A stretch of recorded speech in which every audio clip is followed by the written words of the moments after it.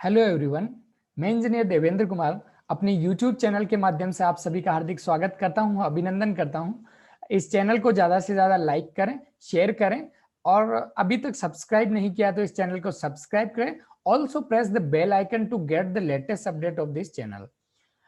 आज इस चैनल के माध्यम से 11th क्लास की मैथमेटिक्स का चैप्टर नंबर 1 सेट समूचे स्टार्ट करने जा रहे हैं। ये पूरा बाइलिंगुअल होगा। It is also important for English medium student.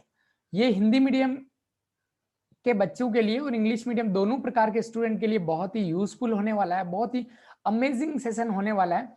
तो अपन आज सेट समुच्चय के बारे में जानकारी दूंगा मैं। जैसे कि आप स्क्रीन पर देख रहे हो कि आज सेट का पार्ट 1 अपन डिस्कस करें, जिसमें अपन 11th क्लास की 1.1 एक्सरसाइज को कंप्लीट करने की ट्राई करेंगे दोस्तों। तो आज जैसे ही अपन स्टार्ट कर रहे हैं, अपन सबसे पहले थ्योरेटिकल पोर्शन में उतना सा ही करवाऊंगा जितने से 1.1 हो पाए। वैसे 1.1 के लिए 3 ही चीजें नेसेसरी है, विच इज फर्स्ट इज पहली चीज है जो सेट की डेफिनेशन पे आधारित question based on definition of set. Second type 2 question में रिप्रेजेंटेशन ऑफ सेट्स, जिसमें 2 टाइप के रिप्रेजेंटेशन होते हैं, 2 प्रकार से सेट को प्रदर्शित कर सकते हैं, उस पर आधारित प्रश्न होंगे। तो देखिए दोस्तों, मैं अपने आप को इधर रख देता हूं ताकि आप आराम से अपन यहाँ पे पढ़ सकते हैं। तो मैं स्टार्ट करता हूं दोस्तों यहाँ से। तो आज अपन पढ़ रहे हैं set. Set it is fully bilingual. English medium and Hindi medium student can easily understand. Hindi medium या अंग्रेजी मीडियम दोनों के स्टूडेंट आसानी से समझ सके, उसके लिए मैंने बहुत ही अच्छा अरेंजमेंट आपके लिए किया है। तो ये दोस्तों देखिए, ये सेट है जिसको हिंदी में कहते हैं समुच्चय। समुच्चय समुच्चय तो आज इसके बारे में अपन पढ़ने वाले हैं कि सेट होता क्या है आखिर।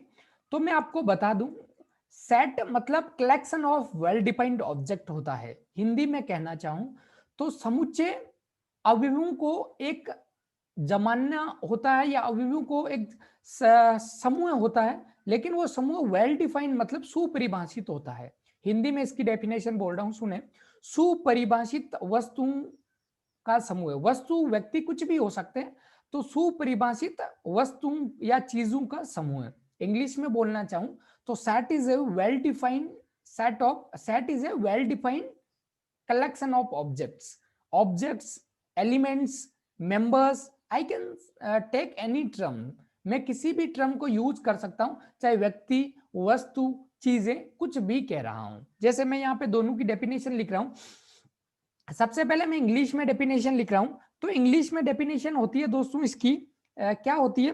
Set is a set is a is a is a well defined मतलब सुपरिभाषित। Well defined set is a well defined object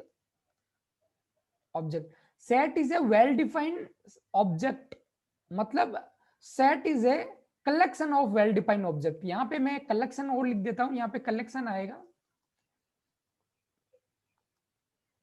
COLECTION। यहां पे कलेक्शन लिख देता हूं।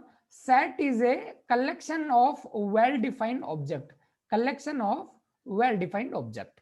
जैसे वापिस लिख देता हूं, अच्छे से नहीं लिखा गया तो set is a collection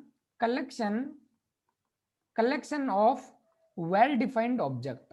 well defined object. Hindi में इसको मैं बताना चाहूं ताकि मैं दोनों लैंग्वेज को अलग अलग वीडियो में भी यूज कर सकता था। इंग्लिश मीडियम का अलग बना सकता था, हिंदी मीडियम का अलग, लेकिन मैं फिर भी दोनों को एक साथ इसलिए आपको समझा रहा हूं ताकि उससे आपको दोनों में फायदा मिलेगा। जैसे हिंदी मीडियम वाला को थोड़ा इंग्लिश में ग्रो कर सकता है और इंग्लिश मीडियम वाला हिंदी में ग्रो कर सकता है, उसके साथ साथ दोनों में मैं अलग अलग समझाऊंगा तो कोई एक टाइम तो आपको समझ में आएगा। तो कहने का मतलब आपका पढ़ाई के साथ साथ रिवीजन और हो रहा है। तो आप ध्यान से सुने। देखिए इसके बाद क्या है कि ये इसको लिखना चाहूं तो ये चीजों का लिख देता हूं मैं। चीजों वस्तुओं व्यक्ति कुशी को लिख देता हूं। चीजों यानी थिंग्स है। ये चीजों का सुपरिभाषित संग्रह।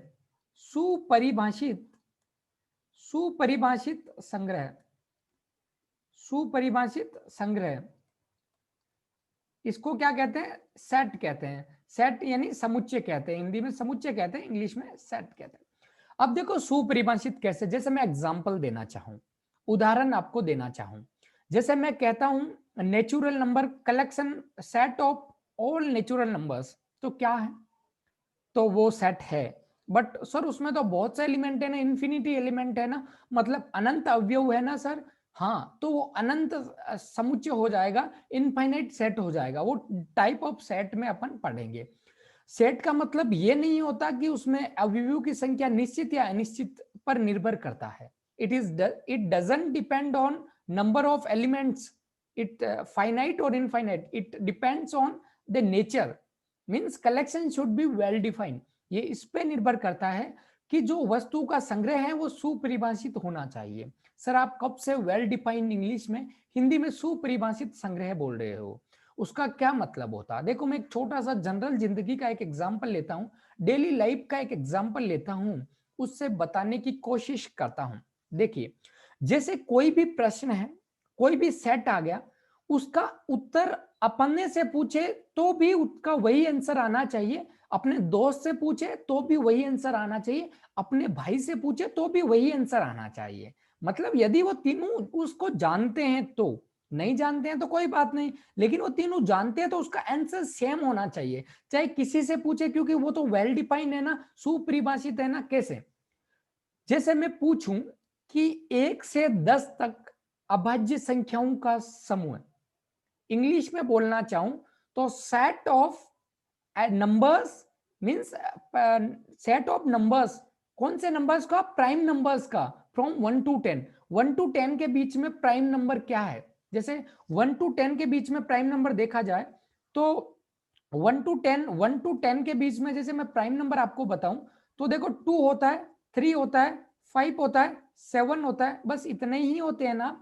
अब ये यदि किसी का आंसर आएगा तो यही होता है ना, क्योंकि प्राइम नंबर की अपनी डेफिनेशन है, इवन नंबर पूछे तो सम संख्या, उसकी अपनी डेफिनेशन है। तो मैं जैसे बहुत सारे क्वेश्चंस करवाने वाला हूं, उससे आपको पता भी चल जाएगा कि सेट है या नहीं है तो क्यों, नहीं है तो क्यों।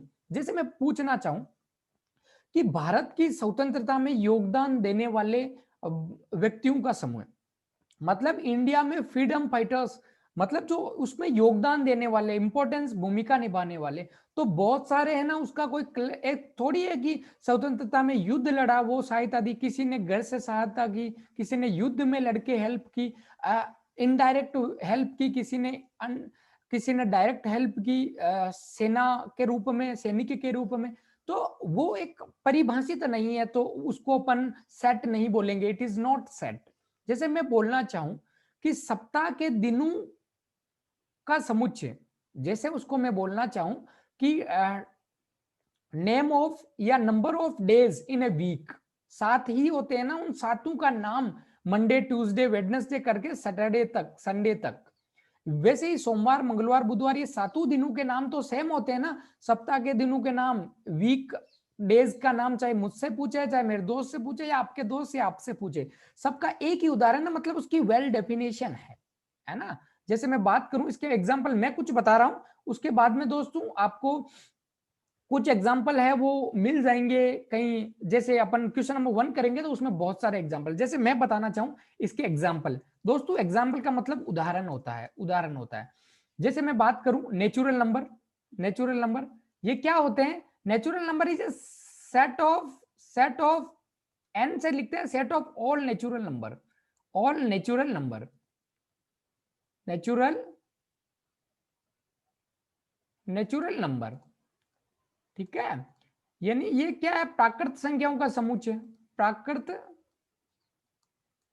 संख्याओं का समुच्चय। क्या ये सेट है क्या? हाँ है, क्योंकि नेचुरल नंबर 1 टू इंफिनिटी तक होती है। वो क्या होती है? 1 होती है, 2 होती है, 3 होती है, 4 होती है, एंड सो ऑन इंफिनिटी तक होती है। सेट का मतलब ये नहीं है कि फाइनाइट या इनफाइनाइट होना, अनंत या फिक्स होना, निश्चित संख्या होना, ये सेट नहीं होता। सेट का मतलब होता है, ये रूल हमेशा यही आना चाहिए, मुझसे भी पूछा तो मैं यही बताऊंगा, बाकी दुनिया वालों से पूछे तो भी वही आंसर देंगे, मतलब ये वेल डिफाइंड है। वैसे ही होल नंबर के बारे में पूछूं तो वो वेल डिफाइंड है, इंटीजर के बारे में पूछूं तो वो वेल डिफाइन है, ये सब चीजें हैं वो वेल डिफाइन होती है। जैसे मैं रेशनल नंबर पूछूं तो वो बहुत सारे होते हैं, लेकिन उनका रूल है ना, पी बाई क्यू के रूप में अरेंजमेंट होने चाहिए, है ना। तो रेशनल नंबर की बात चल गई, रेशनल नंबर हो तो उसके अलावा यदि इरेशनल नंबर हो उसका भी रूल होता है, इवन नंबर हो उसका भी रूल होता है। जैसे डब्लू मतलब होल नंबर, मतलब पूर्ण संख्या के बारे में बात कर रहा हूं मैं, पूर्ण संख्या। इंटीजर मतलब मैं पूर्णांक संख्या की बात कर रहा हूं, पूर्णांक संख्या का समूह भी सेट होता है। रेशनल नंबर मतलब परिमेय संख्या का बात कर रहा हूं, परिमेय संख्या भी सेट होता है, सेट होता है ना, सेट होता है। जैसे सेट क्या नहीं होता, मैं पूछ लूं मेरी कक्षा में लंबे विद्यार्थी, कक्षा में लंबे विद्यार्थी, लंबे स्टूडेंट, विद्यार्थी, मेरी कक्षा में लंबे विद्यार्थी। यदि मैं इसको इंग्लिश में बोलना चाहूं तो लॉन्ग स्टूडेंट, लॉन्ग स्टूडेंट या टॉल स्टूडेंट, लॉन्ग या टॉल लिख देता हूं, tall student, student in my class. ये सेट है क्या? ये सेट नहीं है, ये सेट नहीं है। क्यों? क्योंकि लंबा का डेफिनेशन नहीं है ना। मैं ये पूछता 6 फीट से लंबे विद्यार्थी मेरी कक्षा में, तो पता चल जाता कि एक मेजर दिया है कि 6 फीट से बड़ा होना चाहिए। यानी यहाँ तो ओनली लंबे विद्यार्थी लिखे, तो लंबे कितना लंबे, 4 फुट, 5 फुट, 6 फुट, 7 फुट, कितना लंबे की बात कर रहा है। तो एक डेफिनेशन होनी चाहिए। जैसे अपन क्वेश्चन करेंगे तो आपको और समझ में आ जाएगा। तो मैंने कहा कि इस well defined collection of well defined object is known as set. Hindi में बोलना चाहें तो वस्तुओं का, सुपरिभाषित वस्तुओं के समूह को समुच्चय कहते हैं। We can represent the set into the two type, we can represent set by two types. हम सेट को दो प्रकार से रिप्रेजेंट मतलब प्रदर्शित कर सकते हैं। Type 1 is roster form, type 2 is set builder form, जो अपन अगले वाले में मैं बताने वाला हूं दोस्तों। तो यहां पे देखो मैं बता रहा हूं दोस्तों, आप ध्यान से सुने। यहां पे मैं लिख देता हूं roster form, roster form, roster form. इसको टेबुलर फॉर्म भी बोलते हैं, ये रोस्टर फॉर्म है ना, ये आर है फॉर्म। इसको टेबुलर फॉर्म भी बोलते हैं, tabular, tabular form, tabular form भी बोलते हैं दोस्तों। और इधर तो मैंने ये ले ली, और इधर ले लेता हूं मैं set builder form, set is builder form. इन्हीं दो फॉर्म में रिप्रेजेंट करते हैं, इन्हीं दो फॉर्म में रिप्रेजेंट करते हैं, सेट बिल्डर फॉर्म और टेबुलर फॉर्म। हिंदी में बात करें तो इसको रोस्टर को रोस्टर ही लिखते हैं ना, रोस्टर फॉर्म, रोस्टर रूप या रोस्टर फॉर्म, रोस्टर रूप। और इसको लिखते हैं टेबुलर फॉर्म यानी सूची, है ना, सूची, टेबल, सारणी रूप लिख देता हूं, सारणी रूप, सारणीबद्ध तरीके से, सारणी रूप में, है ना। ये हिंदी में कहना चाहे तो ऐसे। सेट बिल्डर का मतलब होता है हिंदी में समुच्चय निर्माण, समुच्चय निर्माण, निर्माण, ये इसको कहते हैं समुच्चय निर्माण, ये समुच्चय निर्माण दोस्तों, ये समुच्चय निर्माण, इसको हिंदी में समुच्चय निर्माण कहते हैं। अब अपन दोनों के बारे में बताएंगे। ये दो टाइप से कर सकते हैं रिप्रेजेंट, ये फर्स्ट टाइप, ये टू टाइप, दोनों टाइप से रिप्रेजेंट कर सकते हैं। अब जैसे मैं बात करूं रोस्टर फॉर्म मतलब कैसे, जैसे देखो मैं इसके एग्जांपल यहां दे रहा हूं, यहां जैसे इसके एग्जांपल दे रहा हूं मैं, इसमें जैसे एग्जांपल में बात करूं रोस्टर फॉर्म कैसे, जैसे नेचुरल नंबर को मेरे को बताना, या एक छोटा सा एग्जांपल लेता हूं, इंग्लिश अल्फाबेट यानी अंग्रेजी वर्णमाला आप जानते होंगे ना, ABCD ये सब जानते हो ना। तो इंग्लिश अल्फाबेट में वोवेल्स का समुच्चय सेट, उसको रोस्टर फॉर्म में कैसे लिखते हैं, उसको लिखेंगे A, E, I, O, AEIOU। ये तो हो गया रेस्टर फॉर्म। मतलब रेस्टर फॉर्म की डेफिनेशन क्या हुई कि एलिमेंट्स को कर्ली ब्रैकेट में रखना है, मतलब ब्रेसेस में रखना है, सेपरेटेड बाय कोमास, है ना। मतलब हिंदी में बोलूं तो मंझले कोष्ठक के अंदर अवयवों को जमाना है और उसको कोमा मतलब अल्प विराम से अलग अलग करना है, उसको रोस्टर रूप पद्धति कहते हैं। तो यहाँ पे देखो ये AEIOU 5 एलिमेंट है, इनको कोमा से देखो सेपरेट किया गया है और कर्ली ब्रैकेट मतलब मंझले कोष्ठक में लिखा गया है, तो इसको कहते हैं रोस्टर फॉर्म। यदि मैं इसी को सेट बिल्डर फॉर्म में लिखूं, पहले एग्जांपल से डेफिनेशन बना रहा हूं, देखो X:X, इतना तो हमेशा सेट बिल्डर में लिखना है। फिर लिखना है is a vowel, vowel is a vowel of English alphabet, English alphabet, English alphabet. Hindi में लिखना चाहूं इसी चीज को, ये देखो इसी चीज को मैं हिंदी में लिखना चाहूं, ये तो हिंदी इंग्लिश दोनों में एक ही होता है, इसको लिखना चाहूं तो देखो कर्ली ब्रैकेट X, यानी कर्ली ब्रैकेट दोनों रूपों में आता है। एक्स एक एक स्वर है, स्वर है, या ऐसे लिख सकते हैं एक्स एक अंग्रेजी वर्णमाला का, एक अंग्रेजी वर्णमाला का, ये अंग्रेजी वर्णमाला का एक स्वर है। ये कर्ली ब्रैकेट मतलब मंजिला कोष्टक बंद। तो ये सेट बिल्डर फॉर्म में, ये रोस्टर फॉर्म में। तो सर सेट बिल्डर की परिभाषा क्या हुई? सेट बिल्डर की परिभाषा हुई कि एलिमेंट्स को लिस्ट करना, कर्ली ब्रैकेट के अंदर सेपरेटेड बाय कोमा से कर देना, है ना। और इधर डेफिनेशन आई, सेट बिल्डर मतलब समुच्चय निर्माण विधि, मतलब एक रूल बनाना है, एक प्रॉपर्टी बनानी है जिसके अंदर लिखना है। तो एक्स कोलन, मतलब ये कोलन कहते हैं, इस कोलन का साइन है, उसके बाद एक्स इज ए, मतलब वो सभी एक्स वोविल है, मतलब वो सारे, ये एक्स मतलब वो सब एक्स, एक्स इज ए वोविल, मतलब एक्स एक वोविल है और उसी को फॉलो करेंगे सारे के सारे एक्स, जैसे ए ई आई ओ यू सब आ जाएंगे। हिंदी में समझाओ, एक्स एक स्वर है, मतलब एक स्वर है, स्वर मतलब वोविल है, और वो सब एक्स उसी को फॉलो करेंगे। सेमीकोलन एक्स का मतलब होता है वो सभी वैसे ही प्रॉपर्टी, ये एक प्रॉपर्टी है कि मतलब वो एलिमेंट क्या होना चाहिए, वो प्रॉपर्टी है कि वो एलिमेंट वोविल होना चाहिए। तो ये वोविल की प्रॉपर्टी हो गई। अब दोस्तों एक सेट की और चीज बताता हूं, जो ये सेट बिल्डर फॉर्म में जो ये और में लिखे हुए हैं दोस्तों, ये बीच में लिखे हुए हैं, ये जनरली छोटे इंग्लिश अल्फाबेट में लेते हैं, छोटे इंग्लिश अल्फाबेट में, ए ई आई ओ यू। बड़े भी ले सकते हैं, यदि मान लो ऐसे पूछा कि स्कूल को सेट बिल्डर फॉर्म में लिखो तो बड़े हैं, तो बड़े भी लिख सकते हैं, जनरली छोटे में। और सेट को बड़े एबीसीडी से रिप्रेजेंट करते हैं, जैसे वोविल में वी यहाँ बड़ा लेंगे, यहाँ भी वी वोविल है तो वी बड़ा। तो ये जिससे सेट को रिप्रेजेंट करते हैं वो तो बड़ा है ना, जिससे सेट को रिप्रेजेंट करते हैं वो तो बड़ा है ना। तो सेट को रिप्रेजेंट करते हैं वो तो कैपिटल लेटर जैसे ए बी सी ये सब लेंगे सेट को रिप्रेजेंट करने के लिए, सेट के लिए। और उन एलिमेंट के लिए, एलिमेंट को अपन ऑब्जेक्ट भी बोलते हैं, ऑब्जेक्ट और उसको मेंबर भी बोलते हैं, ये सब एक दूसरे के सिनोनिम्स है दोस्तों, ये मेंबर्स भी बोलते हैं। तो ये किसके लिए? एलिमेंट मतलब अवयवों के लिए वो छोटा एबीसीडी लिखना है, समझ गए मेरी बात। जनरली यदि बड़ी एबीसीडी में क्वेश्चन है जाए स्कूल मैथमेटिक्स तो हम वैसे ही करेंगे।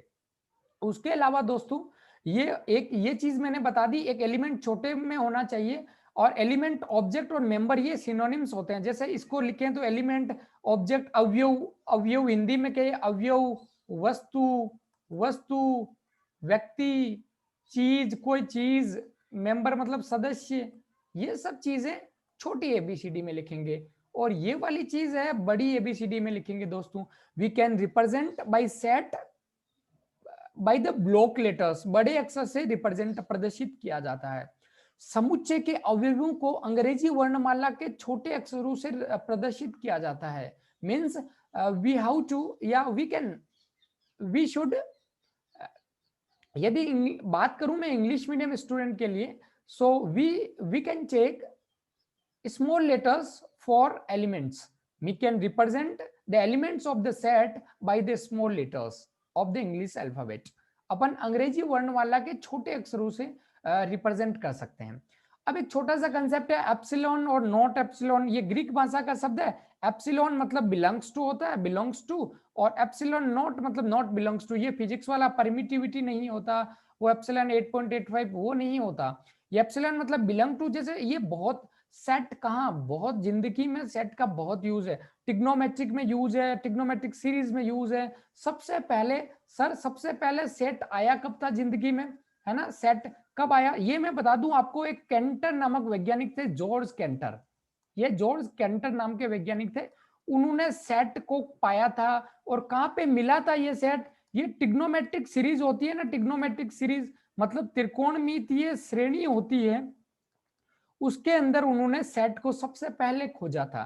ये सेट, वापिस बताना चाहूं definition, well defined collection of well defined objects.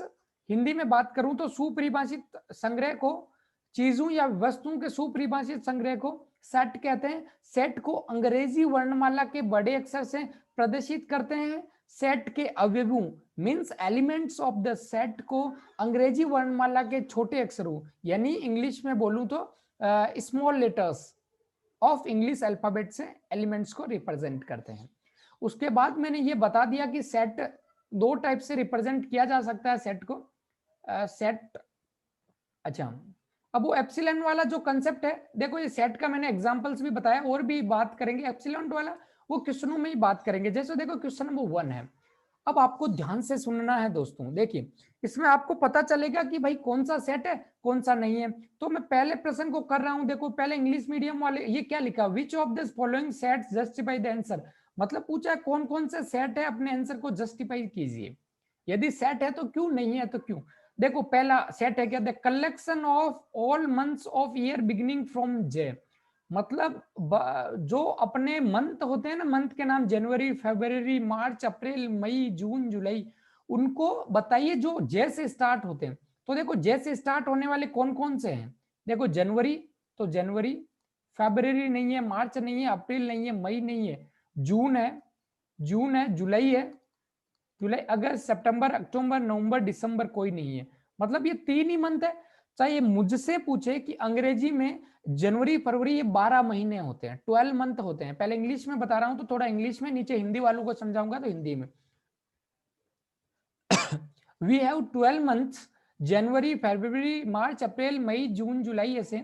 तो वो कौन कौन से हैं जिनके फर्स्ट लेटर जे है, तो it is January June and July, it is 3 months, set of 3 months, it is a set because it is a well defined object.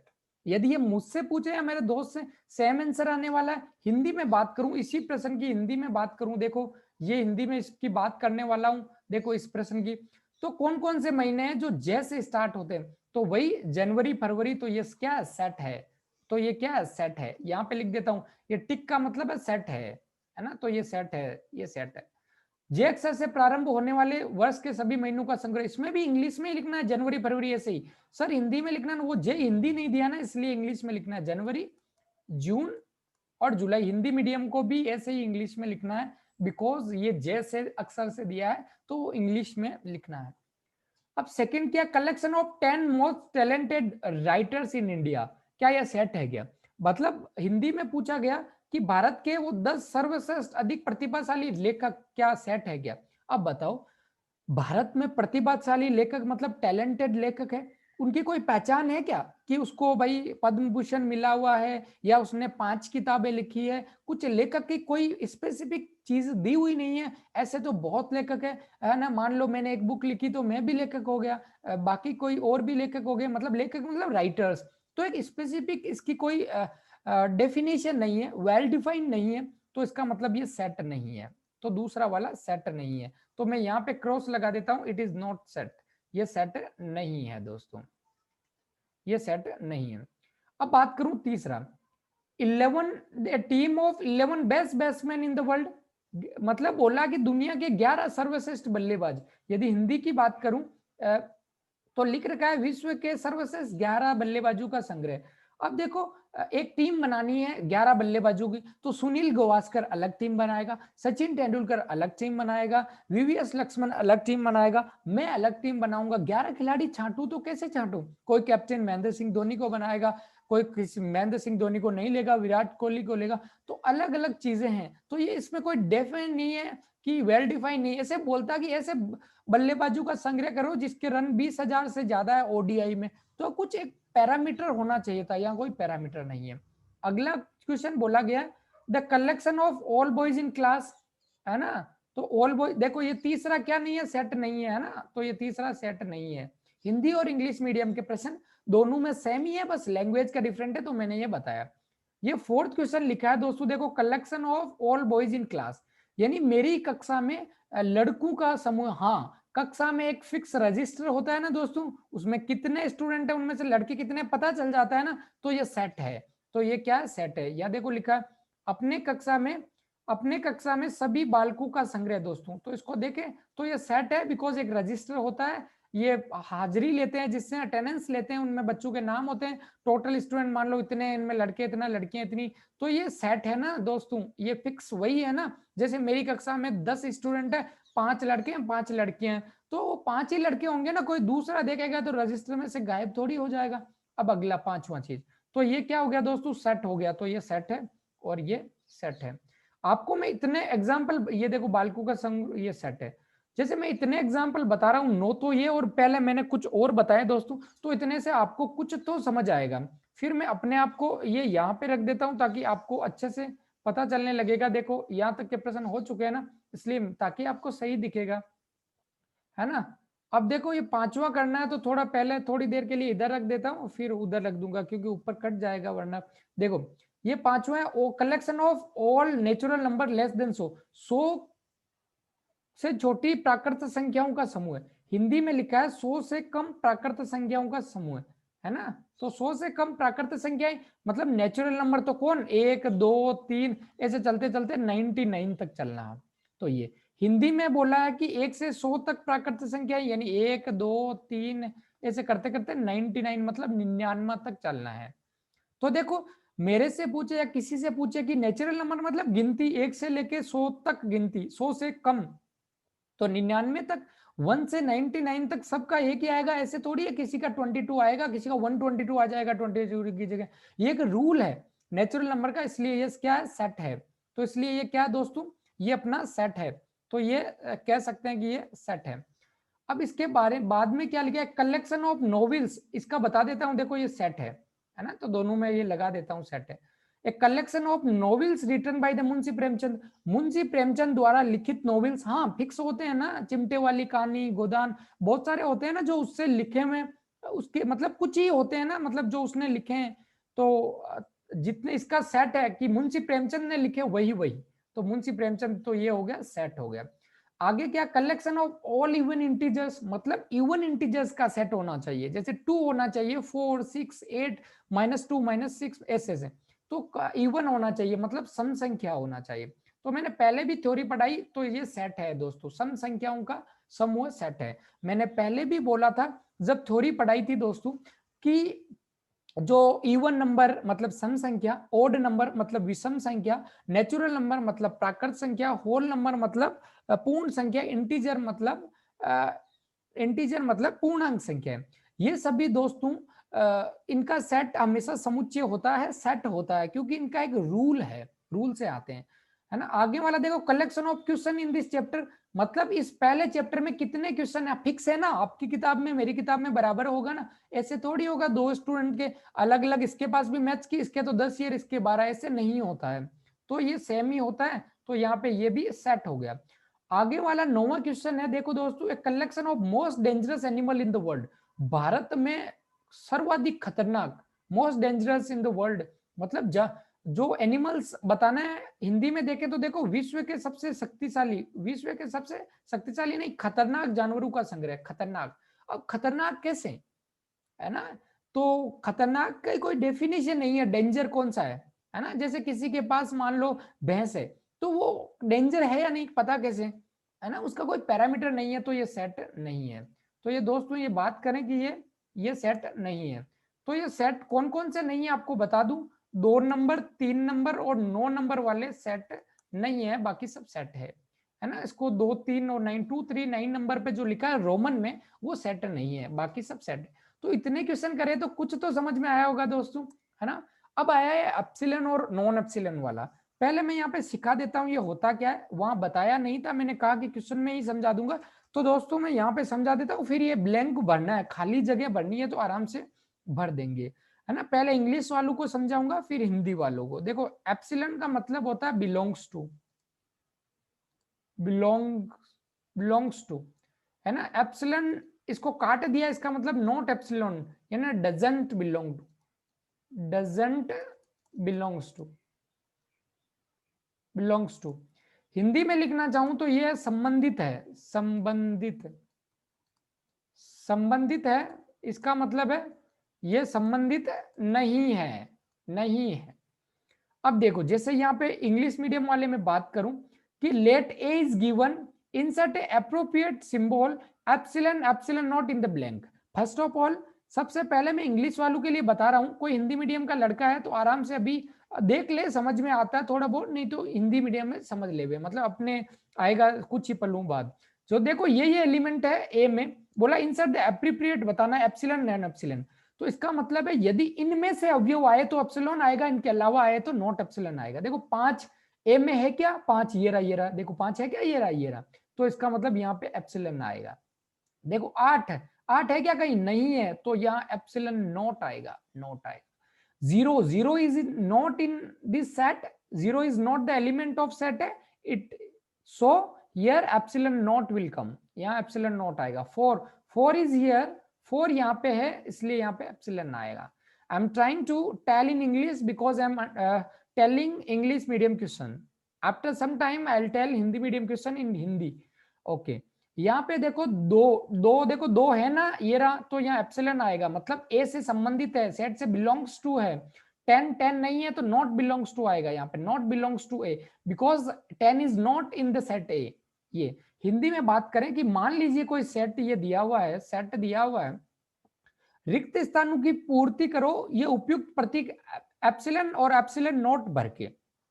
देखो 5 इस ए में विद्यमान है क्या, ये 5 है, तो यहाँ पे एप्सिलन लगा दो, मतलब कि ए 5 ए से संबंधित है. 8 ए से संबंधित है क्या, 8 नहीं है, इसका मतलब ये संबंधित नहीं है, संबंधित नहीं मतलब एप्सिलन नॉट काट देते हैं. 0 भी इसमें नहीं है, इसका मतलब यहाँ पे भी एप्सिलन नॉट आने वाला है. 4 देखो इसमें ये रहा, इसका मतलब 4 ए से संबंधित है, मतलब एप्सिलन आ गया. इसके बाद में दोस्तों बात करूं ये 2 की, ये 2 भी देखो ये रहा, ये रहा 2, तो 2 इसका मतलब ये एप्सिलन आने वाला है. 10 नहीं है, इसका मतलब एप्सिलन नॉट आने वाला है. यानी एप्सिलन मतलब यदि आपका कोई भी सेट दिया उसका एलिमेंट है तो वो एप्सिलन आएगा, नहीं है तो एप्सिलन नॉट आएगा. आपको समझ में आया होगा. होप आगे भी चलते हैं अपन, क्योंकि अपना टाइम कम है थोड़ा, तो लेक्चर फिर बड़ा हो जाएगा, इसलिए मैं आपको ये समझा रहा हूं दोस्तों. इसके बाद ये following set in roster form, इन सभी को रोस्टर फॉर्म में लिखना है. जैसे कि देखो रोस्टर फॉर्म में लिखने की ट्राई करते हैं अपन. जैसे कि रोस्टर फॉर्म में लिखने चाह रहे हैं, ये क्या है, पहले इंग्लिश मीडियम का एक क्वेश्चन, एक हिंदी मीडियम का ऐसे करा रहा हूं. एक्स इज एन इंटीजर, एक इंटीजर है -3 to 7, मतलब देखो इंटीजर -3 to 7, तो इसका सेट बना रहा हूं, देखो आंसर लिख रहा हूं. -3 से छोटा यानी -2 और इंटीजर होना चाहिए, इसका मतलब -2, -1, 0, 1, 2, 3, 4, 5 और 6, ये इसका आंसर होगा. समझ रहे हो दोस्तों मैं क्या कह रहा हूं, ये इसका आंसर कैसे होगा, है ना, ये इसका आंसर होने वाला. देख लेता हूं मैं कितने मिनट का लाइव बचा है. तो दोस्तों टाइम हो चुका है आज के लिए, तो बाकी क्वेश्चन अपन कल की क्लास में करने वाले हैं. क्वेश्चन नंबर 3 से लेके आगे के क्वेश्चन अपन अगली क्लास में करने वाले हैं. आप लोगों का बहुत बहुत शुक्रिया, बहुत बहुत धन्यवाद. बाकी अपने दोस्तों को भी इस प्लेटफॉर्म पे जोड़ें, ज्यादा से ज्यादा लोगों को इस प्लेटफॉर्म के बारे में बताएं कि यहाँ 6 से 12 तक की मैथ्स, फिजिक्स और सारी सब्जेक्ट्स कंपटीशन एग्जाम के लिए भी बहुत अच्छे से यहाँ पे प्रिपरेशन, फ्री क्वालिटी एजुकेशन मिल रहा है. तो ज्यादा से ज्यादा यहाँ पे बच्चों को जोड़े. Thank you so much.